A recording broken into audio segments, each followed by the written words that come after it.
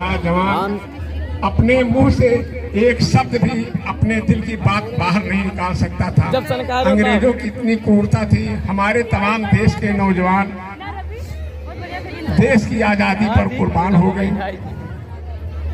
तमाम बहनों की कलाइयां सूनी हो गई। भाइयों, तमाम भाई बहनों के भाई, तमाम औरतों के पति सब देश के प्रति लड़ते लड़ते शहीद हो गए। और शहीद होते होते हमारे देश को आज़ादी देंगे, यह हमारे लिए गौरव की बात है। जो कि आज हम सब इकट्ठा होकर के आप लोगों के बीच में अपने दिल की बात कर रहे हैं, अपना खेती बाड़ी कर रहे हैं, जो रोजी रोजगार है उसको कर रहे हैं। नहीं तो हमें किसी प्रकार की कोई आज़ादी नहीं थी। सबसे बड़ी मुख्य बातें हैं आपस में एकता, अनुशासन। अगर ये आप अपने शरीर में उतार लोगे, अपने जीवनचर्या में उतार लोगे, तो तुम्हें कोई हिला नहीं सकता, डिगा नहीं सकता। तुम अपने अपने कर्म पर आगे बढ़ोगे। जो सोचोगे वह करोगे, जो सोचना चाहोगे वह तुम्हारा हो जाएगा। लेकिन सबसे बड़ी बात यह है कि बच्चों, आजकल देखा जा रहा है कि संस्कार समाज से दूर होता जा रहा है। हमारे बच्चे जो आप जैसे आप हैं, आपके छोटे भाई, बड़े भाई, बहनें, जो कुछ है, ये संस्कार इनमें होना जरूरी है। इसके लिए मैं 2-3 बातें आप लोगों को कहना चाहूंगा कि बच्चों, संस्कार कहीं से आता नहीं है, संस्कार अपने आप पैदा किया जाता है। यह सब बच्चे मेरी बात इतना याद रखो, बड़े लोगों का सम्मान करो, बड़े लोगों का आशीर्वाद लो। यह तुम्हारे घर में जब घर से निकलते हो, तो जब घर से तो माता पिता का पैर छू करके उनका आशीर्वाद लेकर के आओगे, तो कोई तुम्हें कष्ट नहीं होगा। पिता के तुम्हारी माता की दुआएं तुम्हारे साथ तुम्हारा कवच बन करके चलेंगी। रह गई पढ़ने की बात, विद्यालय में आते हो, शिक्षा के लिए आते हो। गुरुजन जो तुम्हें कुछ अच्छा बुरा ज्ञान देते हैं, बुरा ज्ञान तो देंगे नहीं, गुरु हैं, कुछ तुम्हें बताएंगे ही। उन बच्चों उनकी शिक्षा को ग्रहण करो, आत्मसात करो, और जैसा वो कहते हैं वैसा करो। तुम निरंतर आगे बढ़ोगे। यह मेरा अपना सोचना है और मेरा आशीर्वाद है।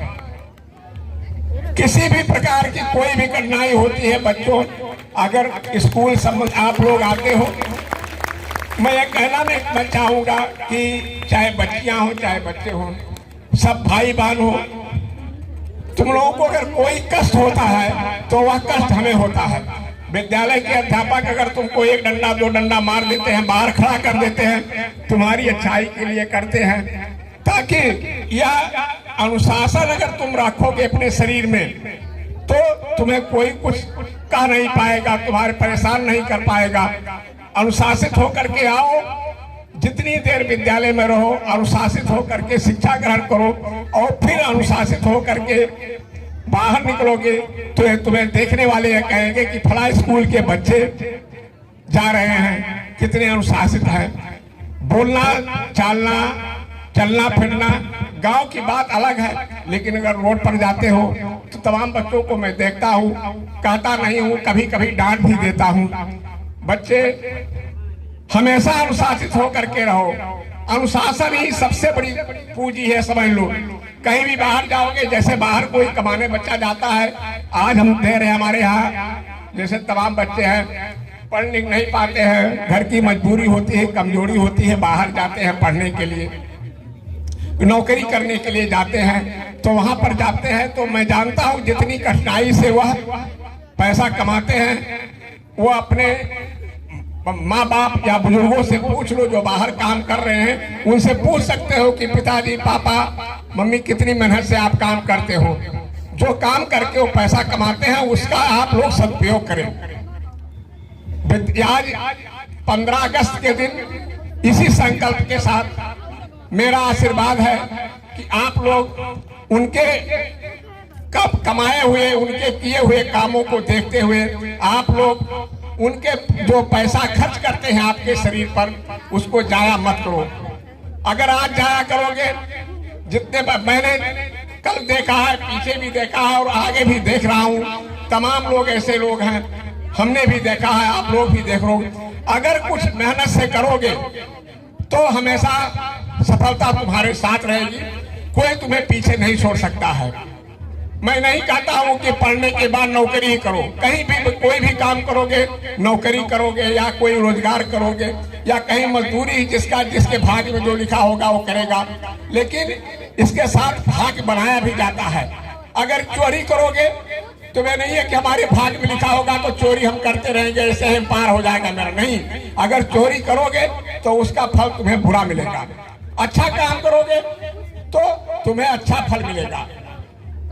15 अगस्त 1947 के दिन को याद करते हुए हम लोग तो 1965 की भी लड़ाई देख चुके हैं, 1971 में भी देख चुके हैं। तमाम लोग बच्चे हो सकते हैं ना देखे, कुछ बुजुर्ग हमारे अध्यापक लोग हैं जो देखे होंगे। कितनी कठिनाई से हमारे देश के जो नौजवान हैं वह सुरक्षा सीमा की करते हैं। सर्दी, गर्मी, बरसात, पहाड़ी एरिया, मैदानी एरिया में दिन रात वो मेहनत करके आज वो सीमा पर